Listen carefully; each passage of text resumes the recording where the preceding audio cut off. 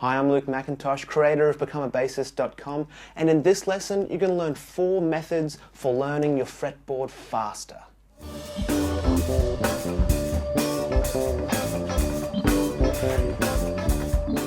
This is the final lesson about learning your fretboard. In the first lesson, we talked about the sequence of notes that all music is made up of. You can find that right up here. In the second lesson, we talked about how to use the musical matrix to find all of the notes on your bass. So if you need to know that, then check out lesson 2 right up here. This lesson kind of assumes that you know all that stuff, but since you're still here, let's jump right in. The first strategy is called target practice, and it's great if you know the sequence of notes but don't necessarily know how to kind of pick notes out of the air. And it works like this. You pick one note, just one note, that's going to be your target note, and then you find that one note everywhere on your bass. And I do mean everywhere. For example, let's say you pick G flat as your target note. So all you do is find all of the G flats on your bass, bearing in mind that there will be some strings that have more than one G flat on them. So let's jump right in. So our first G flat is going to be right here, the 2nd fret on your E string right here. Now, are there any more on the G string? Most definitely. If you go up 12 frets, you're going to find the exact same note, G flat. Right there. Now we talked last lesson about how everything repeats after we get to the 12th fret. So if we could treat the 12th fret as our open string, we just have to go up 1, 2 frets and we find the exact same note up there, G flat and G flat. Yeah?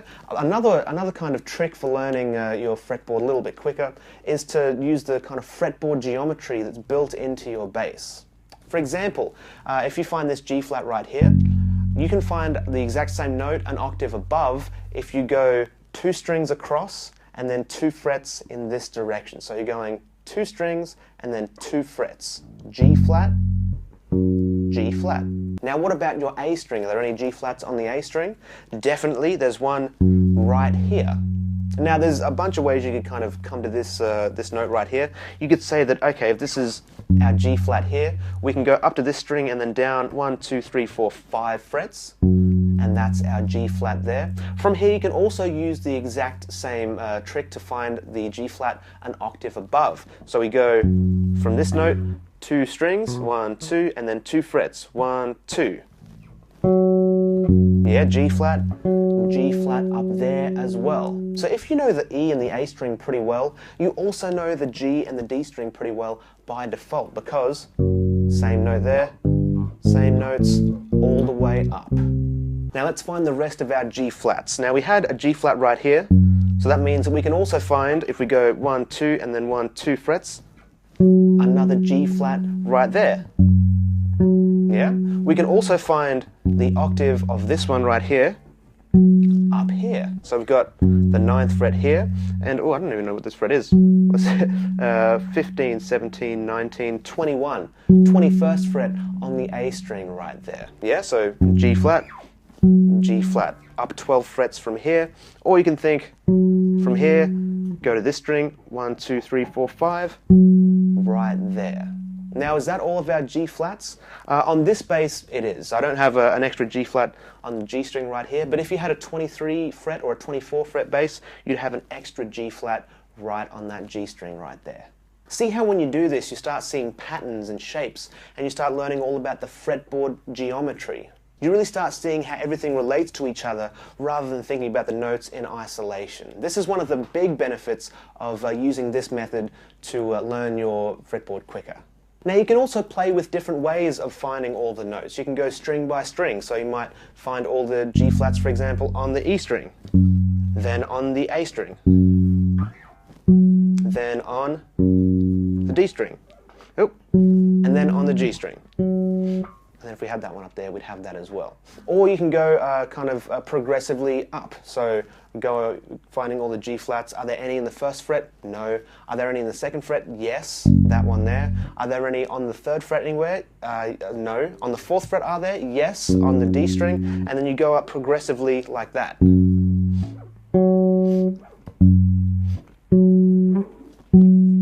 See how we went up and just found all our G flats using that. You don't just have to use G flat, by the way. You can use any note at all. You pick the target and go for it. The second strategy for learning your fretboard quicker is a bit of fun. It's a little bit different, and it's almost like a game where you test your knowledge of the fretboard. It works like this. Either close your eyes or kind of look away from your bass and try as much as you can to pick a random note, and don't actually try and consciously pick a note. So I'm going to pick this one right here, and the idea is look back to it as quickly as you can and then say the name of the note. So if I did this note and looked back and found it was an A, I'd say A as quickly as I could and actually say it out loud. No use in cheating yourself by saying, yeah, I know what that note is.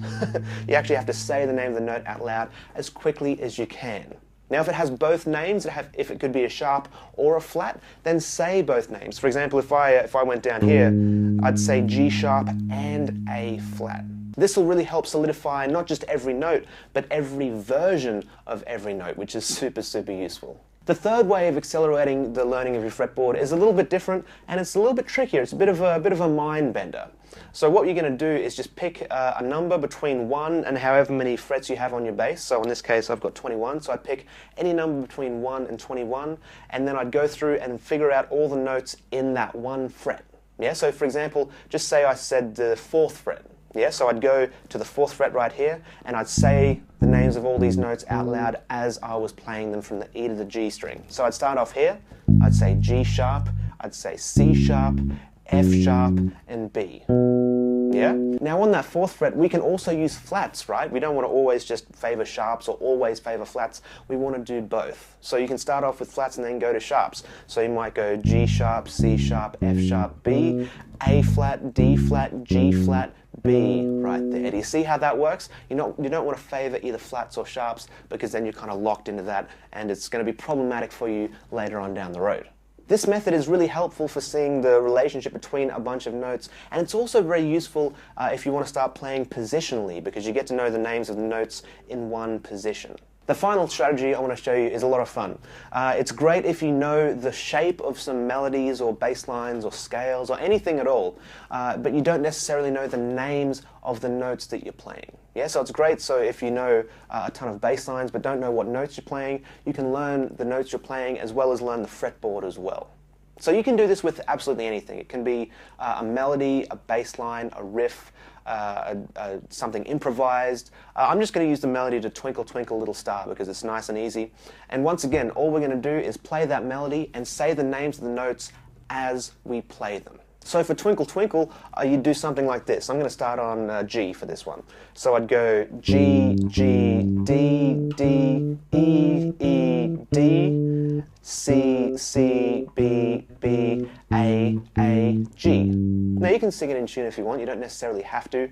It's not kind of required or anything, but you can if you want to. Now, the tricky part about this is if you're in a really weird key, not a weird key, but a key that you're unfamiliar with where you have to say lots of flats or sharps, it can get a little bit interesting. So for example, if I take it up just one fret, yeah, start there, and then I have to start on A flat for this one. So I'd go A flat, E flat, F, E flat, D flat, C, B flat, A. Same exact melody, but now we're thinking in completely different terms. It would be super easy to kind of cheat yourself and just play the shape that you know and kind of half-ass the note names. But I definitely recommend that you don't do this. Take it as slow as you need to be accurate. You don't even have to do it in time necessarily. When you get more comfortable with this whole process, you can add in some time if you want to play along with a drum machine or a metronome, and that's going to add a bit of time pressure, but you don't have to do that at the start. Accuracy is much more important than playing fast. The important thing, once again, is to say the name of the notes as you're playing them and not just relying on the shape of the melody that you know. If you like this lesson and want more, download my free ultimate guide to learning the fretboard. It outlines a process in PDF form, plus you'll get 2 audio tracks that will test your knowledge of the fretboard and help you get faster as well. Now you might not click with absolutely every strategy that we talked about in this video, and that's totally fine. It may be that you only click with one of them, but do try them all out and see which one works for you. You might be surprised. So to recap, you learned 4 ways of learning your fretboard faster. First, we talked about target practice, picking just one note and finding it absolutely everywhere on your bass. We talked about looking away from your bass, picking a note, and then trying to say that note as quickly as you could. We also talked about picking just one fret and then finding every note on that fret. And finally, we talked about if you knew some scales or melodies, playing those scales or melodies or bass lines or whatever it was, and actually saying the names of the notes out loud as you played it. Thank you so much for watching. I really do appreciate it. My name's Luke McIntosh, creator of becomeabassist.com, and I'll talk to you very, very soon.